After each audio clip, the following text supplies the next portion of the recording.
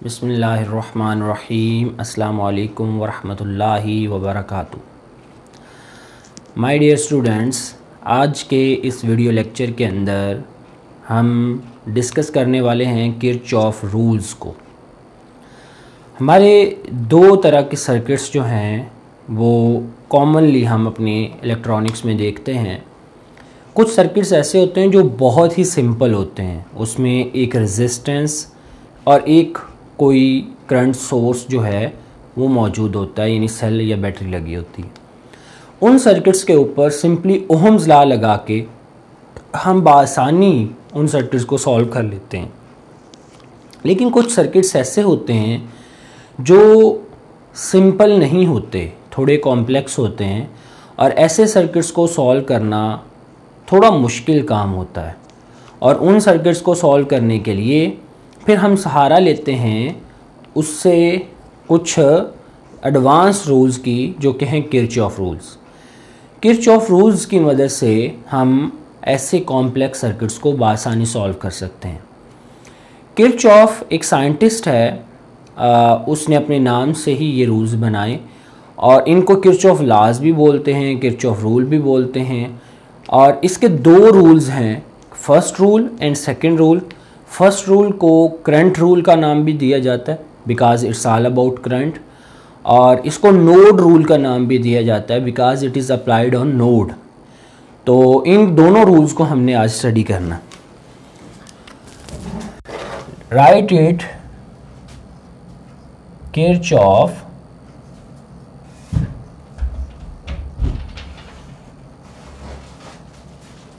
Rules.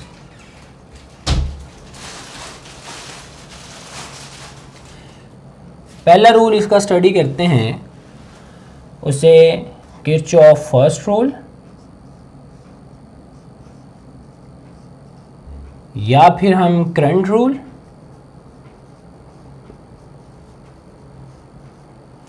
और node rule के नाम से भी जानते हैं। ये तीन नाम इसके रखे जाते हैं और कॉमनली बोले जाते हैं।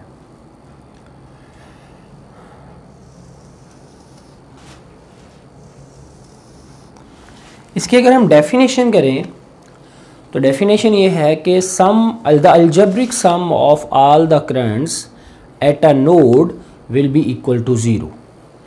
कि किसी भी नोड के ऊपर algebraic sum of all the currents equal to zero होगा।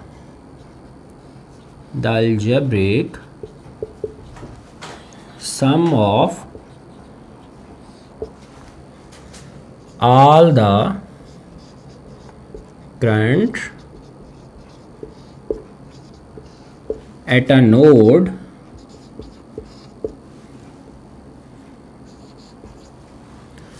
will be equal to zero. इसी की दूसरी डेफिनेशन हम ये भी लिख सकते हैं कि sum of all the currents flow towards the node will be equal to sum of all the currents flow away from the node. किसी नोड की तरफ आने वाले तमाम करंट्स का सम और उससे दूर जाने वाले तमाम करंट्स का सम बराबर होगा। The sum of all current towards the node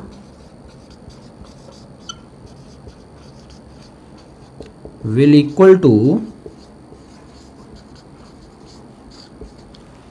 sum of all the currents away from node। अब इसमें नोड क्या चीज़ है, जो बार बार लफ्ज़ नोड का आ रहा है। नोड एक्चुअली में किसी सर्किट का वो किनारा, वो कोना होता है जिसके ऊपर दो या दो से ज़्यादा एलिमेंट्स जो हैं वो इकट्ठे हो रहे हैं, उसको हम नोड का नाम देते हैं। Node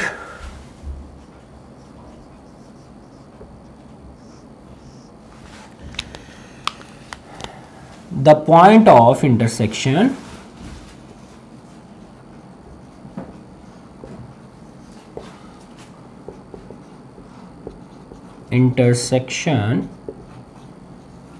of two or more than two elements। एक ऐसा इंटरसेक्शन का पॉइंट जिसमें दो या दो से ज़्यादा एलिमेंट्स जो हैं वो इकट्ठे हो रहे हों, उसको नोड का नाम देते हैं। तो अभी इसकी एक्सप्लेनेशन से हमने ये चीज़ देखनी है कि किस तरह से ये चीज़ मुमकिन है।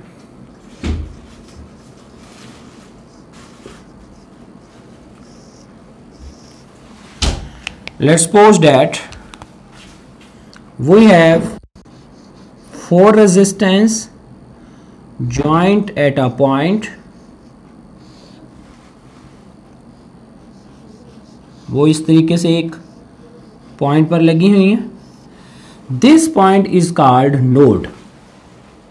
अब ये इस तरह से है कि इसमें I1 current and I2 current towards the node जा रहे हैं और I3 current and I4 current moves away from the node।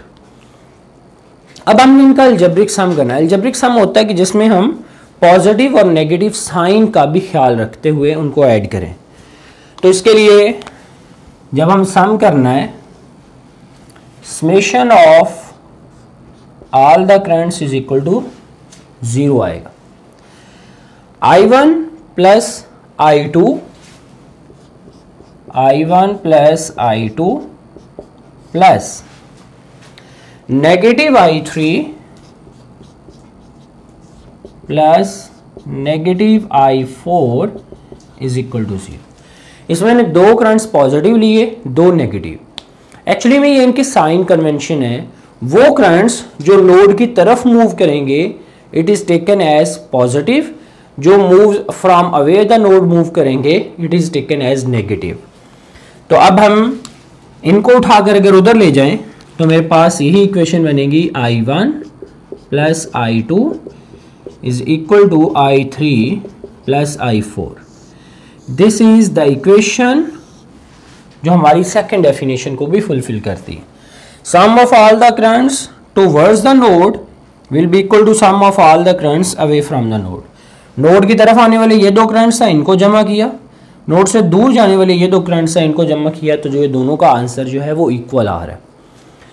This is holds the law of conservation of charge, कि जितने चार्ज नोड की तरफ फ्लो करते हुए आएंगे उतने उधर से चले जाएंगे, बिकॉज नोड के ऊपर कोई सोर्स नहीं लगा हुआ जो खुद से चार्ज जनरेट करके देगा और कोई सिंक नहीं लगा हुआ जो चार्ज को एब्जॉर्ब कर लेगा। इसलिए जितने चार्ज आएंगे उतने ही वहां से आगे पास कर जाएंगे। तो इसको हम law of conservation of charge का नाम देंगे। इसके नोट की हेडिंग दे लेते हैं कि दिस लॉ या this rule fulfil the law of conservation of charge. अब हम साइन कन्वेंशन उसके बारे में थोड़ा जिक्र कर लेते हैं।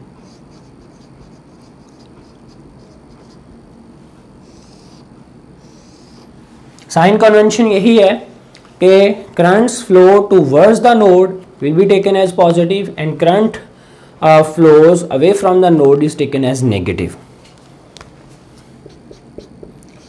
करंट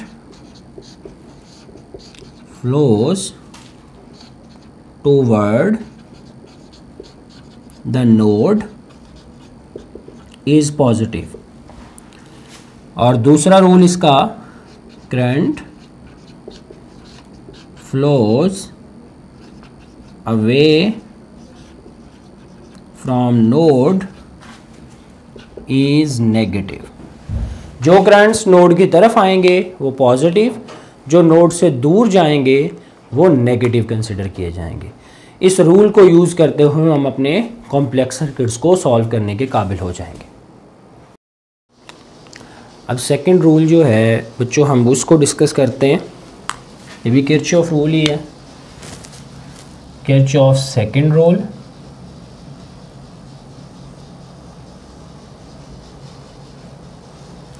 या फिर हम इसको लूप रूल का नाम देते हैं।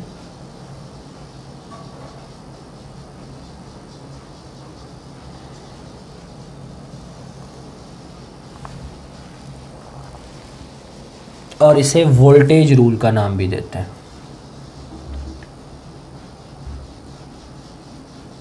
ये 3 नाम है इसके। इन तीनों नामों से हम इसको पुकारा करते हैं।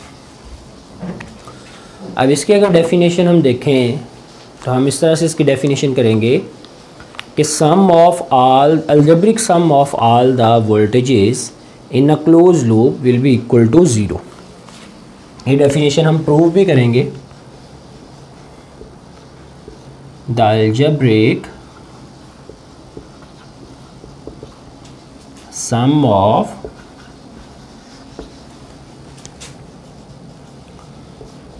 all the voltages in closed loop is equal to 0। अब हम इसकी एक्सप्लेनेशन ज़रा कर देते हैं।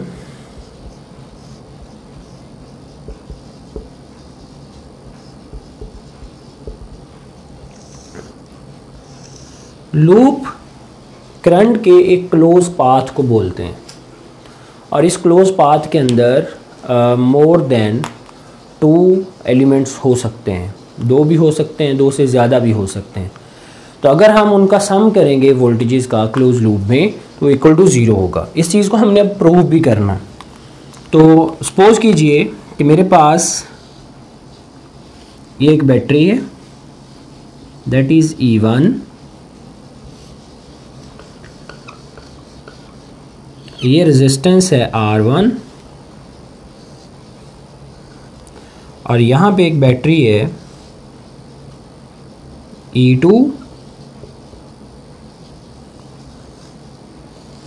और यहाँ पे एक रेजिस्टेंस है दैट इज़ R2। ये क्लोज लूप बन गया और इसमें एक करंट फ्लो कर रही है ऐसे क्लोज पाथ में। अब हम इसके लिए कंडीशन बना लेते हैं कि E1 is greater than E2, तो E1 की वजह से करंट फ्लो करेगी क्लॉकवाइज डायरेक्शन। तो ये करंट I फ्लो कर रही है। लूप की डेफिनेशन करें तो हमें एक चीज़ मालूम होती है। लूप को डिफाइन करते हम कहते हैं कि the close path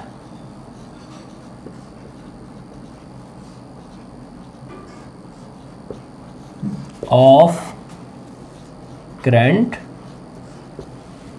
is known as loop। Current का जो क्लोज पाथ होगा उसको लूप का नाम देंगे। अब अगर इस लूप के लिए इसके लिए हम कंडीशन बनाते हैं कि in the loop above figure E1 is greater than E2, then I current will be flow। I current उसमें से फ्लो कर रही होगी। अब इस डायरेक्शन में करंट जा रही है तो current is actually the rate flow of charges. अगर Q चार्जेस हम देखें तो बैटरी के नेगेटिव टर्मिनल से इंटर होंगे, पॉजिटिव से निकलेंगे, तो बैटरी के अंदर वो अगेंस्ट द फील्ड जाएंगे। क्योंकि बैटरी के अंदर फील्ड पॉजिटिव से नेगेटिव होगी, वो चार्जेस अगेंस्ट द फील्ड जाएंगे, उनकी पोटेंशियल एनर्जी गेन होगी। तो जब वो positive terminal of battery of E1 से बाहर निकलेंगे तो उनके पास एक पोटेंशियल एनर्जी होगी क्योंकि बैटरी ने उसके ऊपर वर्क किया होगा। वर्क का फार्मूला, इलेक्ट्रिकल वर्क का फार्मूला Q डेल्टा V होता है। यहाँ पे डेल्टा V E1 के बराबर है। Q वो चार्जेस हैं और यहाँ पे जो वर्क का फार्मूला Q डेल्टा V यानी Q इंटू ई आएगा, E1 आएगा, ये वो एनर्जी होगी जो चार्जेस ने गेन की है बैटरी के अंदर अगेंस्ट द फील्ड मूव करते हुए। और ये कंसेप्ट आपको चैप्टर नंबर 12 में सिखाया गया। हम कहते हैं delta Q charges moves in battery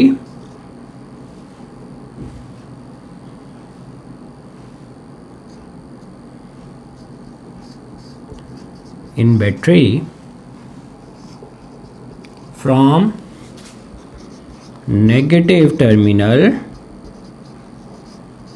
to positive terminal, then gains the potential energy। और जो पोटेंशियल एनर्जी जो गेन की है उसको मैं पॉजिटिव साइन के साथ लिखूंगा, delta Q into delta V। Delta Q delta V की जगह E1 आ जाएगा, ये पॉजिटिव एनर्जी होगी। फिर ये चार्जेस मूव करेंगे इन दिस बैटरी के क्रॉस रेजिस्टेंस के क्रॉस पोटेंशियल फाइंड करना हो तो ओम्स लॉ लगता है IR1। ये पोटेंशियल होगा अक्रॉस द रेजिस्टेंस R1, इसमें से चार्जेस पास करेंगे तो जो एनर्जी आएगी वो आएगी डेल्टा Q डेल्टा V आ जाएगा IR1। तो हमारे पास ये एनर्जी रेजिस्टेंस के अंदर कोलिजन की वजह से लॉस हो जाएगी, तो उसको एनर्जी लॉस कहेंगे।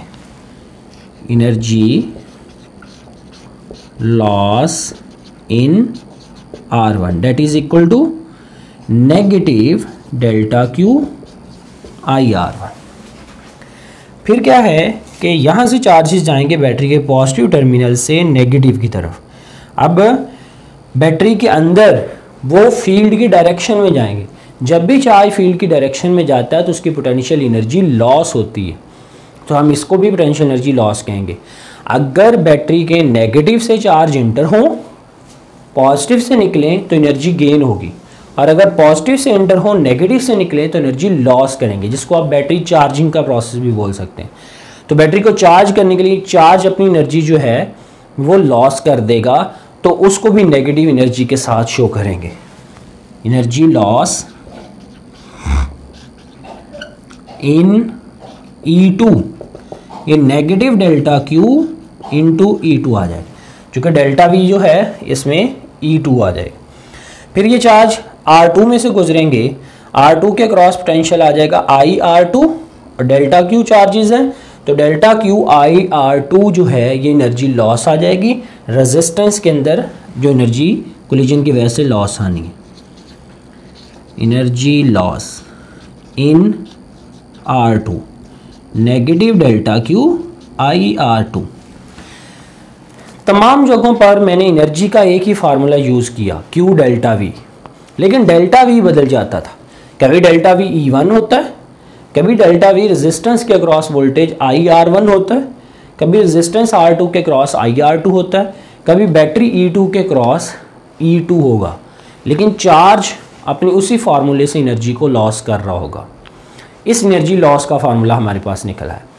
अब जब चार्ज इधर भी एनर्जी लॉस करेगा तो दोबारा बैटरी के नेगेटिव टर्मिनल पर पहुंचेगा तो उसकी एनर्जी ख़त्म हो चुकी होगी, तो एक्चुअली में आप कहेंगे जितनी एनर्जी वो लेके गया था सारी उसने खर्च कर दी, तो बाकी उसके पास रिमेनिंग ज़ीरो एनर्जी बची।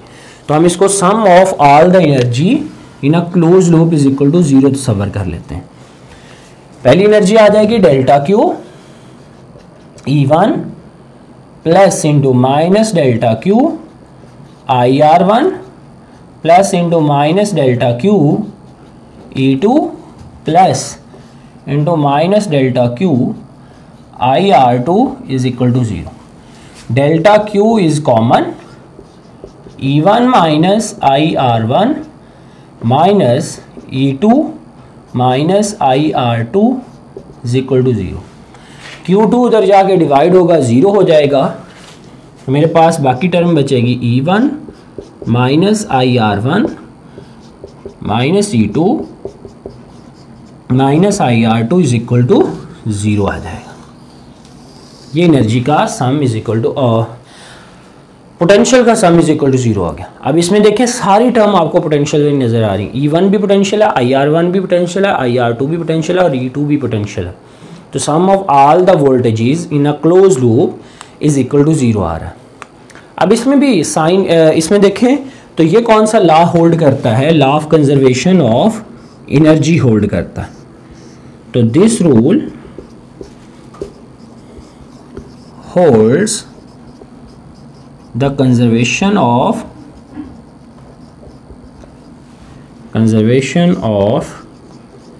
एनर्जी। अब इसमें अगर साइन कन्वेंशन देखें कि साइन कन्वेंशंस वो क्या होंगी? अब देख रहे हैं इसमें कुछ वोल्टेजेस पॉजिटिव हैं और कुछ नेगेटिव हैं।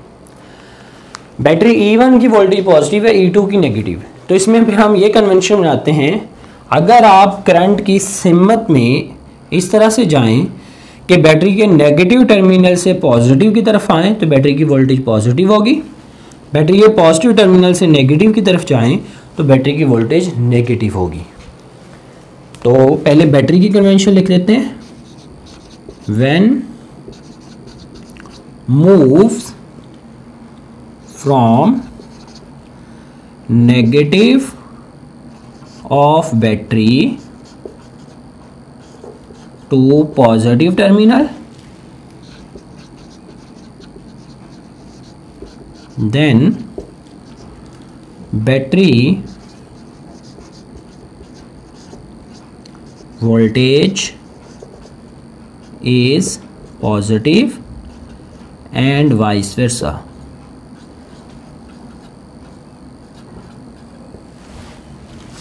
नंबर 2, रेजिस्टेंस की वोल्टेज नेगेटिव होगी। कब नेगेटिव होगी?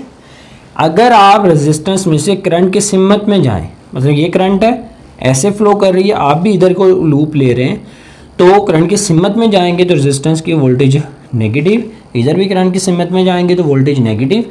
अगर करंट के ऑपोजिट सिमत में लेंगे वोल्टेज तो वो पॉजिटिव होगी। If move in the direction of current through resistance, then